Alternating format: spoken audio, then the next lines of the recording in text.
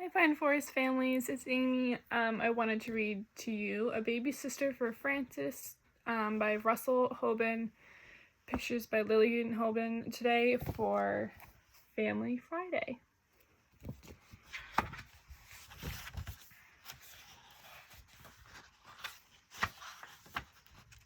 It was a quiet evening. Father was reading his newspaper. Mother was feeding Gloria, the new baby. Frances was sitting under the kitchen sink. She was singing a little song. Plinkety, plankety, plinkety, plink. Here is the dish rag that's under the sink. Here are the buckets and brushes and me. Plinkety, plinkety, plinkety, plee. She stopped the song and listened. Nobody said anything.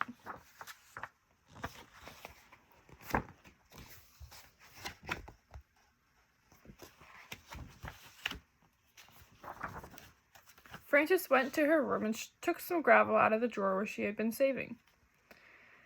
She put the gravel into her empty coffee can and put the lid back on the can. Frances marched into the living room and rattled the gravel in the can. As she marched, she sang this marching song. Here we go marching, rattley bang. Please don't do that, Frances, said Mother. Frances stopped. All right, she said.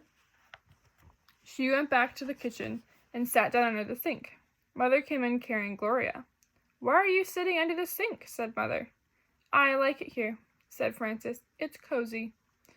Would you like to help me put Gloria to bed? Said Mother.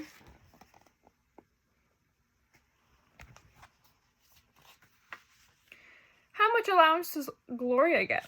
Said Frances. She's too little to have an allowance, said Father. Only big girls like you get allowances. Isn't it nice to be a big sister? May I have a penny along with my nickel now that I am a big sister? Said Frances. Yes, said Father. Now your allowance will be 6 cents a week because you are a big sister.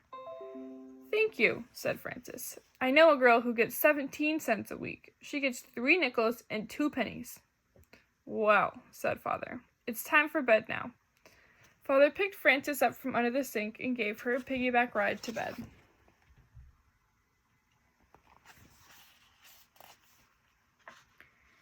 Mother and Father tucked her in and kissed her goodnight. I need my tiny special blanket, said Frances. Mother gave her the tiny special blanket. And I need my tricycle and my sled and both my teddy bears and my alligator dog. Doll, said Frances.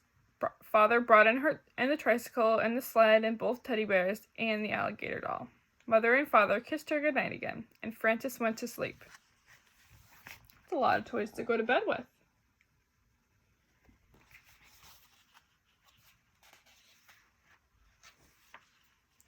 In the morning, Frances got up and washed and dressed and began to dress for school. Is my blue dress ready for me to wear? Said Frances. Oh dear, said Mother. I was so busy with Gloria that I did not have time to iron it, so you'll have to wear the yellow one. Mother buttoned Frances up the back. Then she brushed her hair and put a new ribbon in it and put her breakfast on the table. Why did you put sliced bananas on the oatmeal? Said Frances. Did you forget that I like raisins? No, I did not forget, said Mother. But you finished up the raisins yesterday, and I have not been out shopping yet.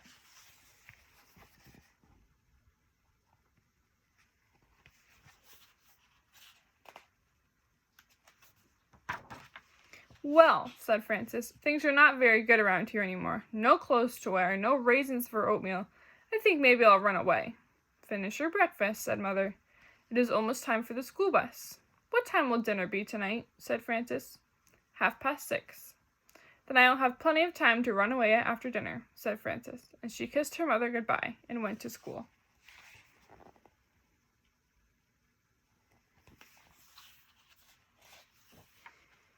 After dinner that evening, Frances packed her little knapsack very carefully. She put in her tiny special blanket and her alligator doll. She took all of the nickies and pennies out of her bank for travel money, and she took her good luck coin for good luck. Then she took a box of prunes from the kitchen and 5 chocolate sandwich cookies. Well, said Frances, it is time to say goodbye. I am on my way. Goodbye. Where are you running away to? Said Father. I think that under the dining room table is the best place, said Frances. It's cozy. And the kitchen is near if I run out of cookies. That is a good place to run away to, said Mother.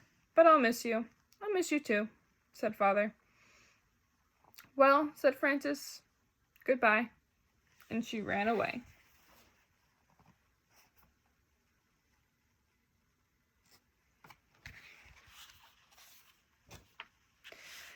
Father sat down with his newspaper, and Mother took up the sweater she was knitting. Father put down the newspaper. You know, he said, it is not the same house without Frances. That is just exactly what I was thinking, said Mother. The place seems lonesome and empty without her. Frances sat under the dining room table and ate her prunes. Even Gloria, said Mother, as small as she is, can feel the difference. I can hear her crying a little right now, said Father. Well, said Mother, a girl looks up to an older sister. You know that.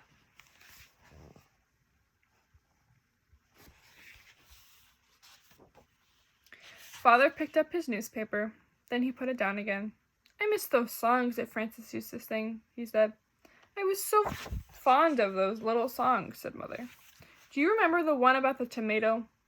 What does the tomato say, early in the dawn? Sang Mother. Time to be all right again, now that the night is gone, sang Father. Yes, he said, that is a good one. But my favorite has always been, when the wasps and the bumblebees have a party, nobody comes that can't buzz. Well, said Mother, we shall just have to get used to a quiet house now.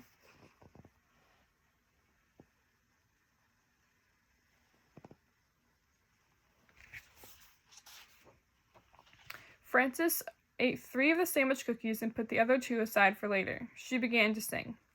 I am poor and hungry here, eating prunes and rice. Living all alone is not really very nice. She had no rice, but chocolate sandwich cookies did not sound right for the song. I can almost hear her now, said Father, humming the tune that Frances had just sang. She has a charming voice. It is just not a family without Frances, said Mother. Babies are very nice. Goodness knows, I like babies. But a baby is not a family. Isn't that a fact? Said Father. A family is everybody all together.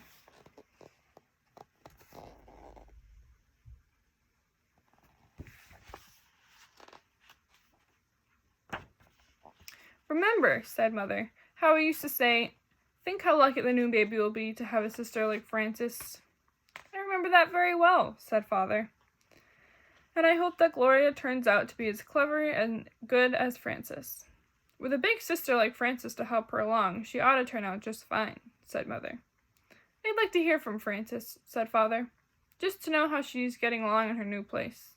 I'd like to hear from Frances too, said Mother, and I'm not sure where the sleeves are right on the sweater I'm knitting for her.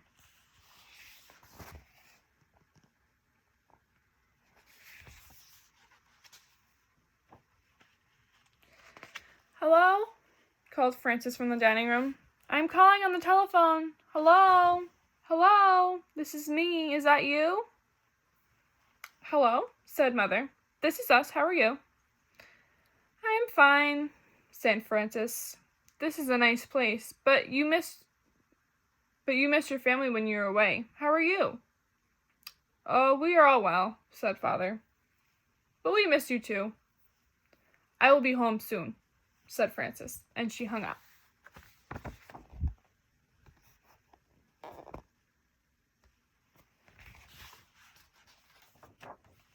She said that she will be home soon, said Father.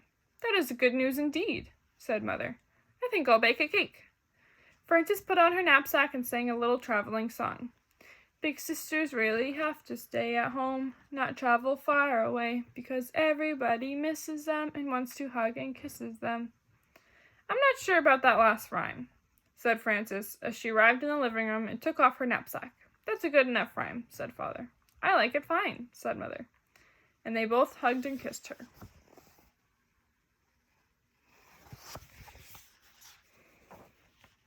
What kind of cake are you baking? Said Frances to Mother. Chocolate, said Mother. It's too bad that Gloria is too little to have some, said Frances. But when she's a big girl like me, she can have chocolate cake too. Oh yes, said Mother. You may be sure that there will always be plenty of chocolate cake around here. The end.